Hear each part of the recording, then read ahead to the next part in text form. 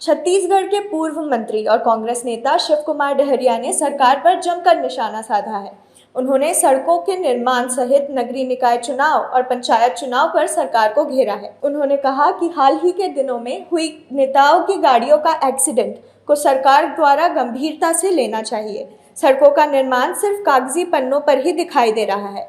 उन्होंने कहा कि सरकार सिर्फ कागजी कार्रवाई कर रही है, धरातल पर विकास के कार्य नहीं हो रहे हैं। नगरीय निकाय चुनाव और पंचायत चुनाव को लेकर उन्होंने कहा कि निकाय का समय पूर्ण होने को है, लेकिन सरकार अभी तक इस पर कोई निर्णय नहीं ले पाई है। सरकार के मुखिया और मंत्री निर्णय लेने में असक्षम हैं, इसलिए यह स्थिति निर्मित हो रही है। देखिए, सरकार अपनी सुरक्षा नहीं कर पा रही है तो आम नागरिकों की सुरक्षा किस तरह से कर पाएगी। इनके तीन तीन मंत्री की गाड़ियां क्षतिग्रस्त हो रही है, दुर्घटनाग्रस्त हो रही है, और एक हमारे सांसद जी हैं, उनके घर में सरिया लिए हुए ट्रक घुस गई।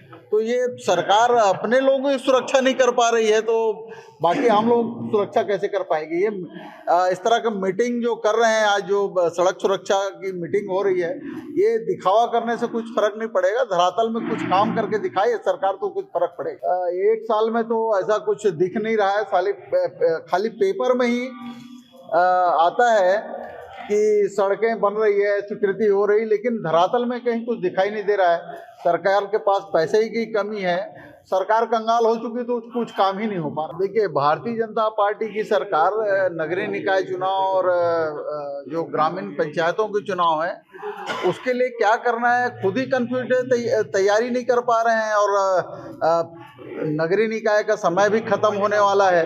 तो ऐसे में प्रशासक बिठाने के अलावा दूसरा कोई काम नहीं है।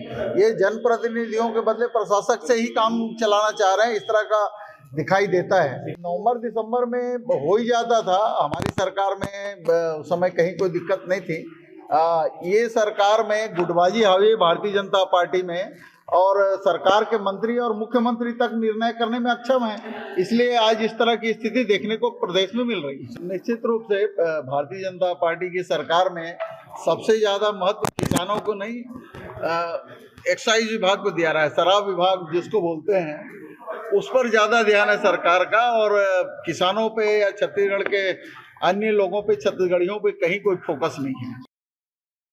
Bureau report, news plus 21।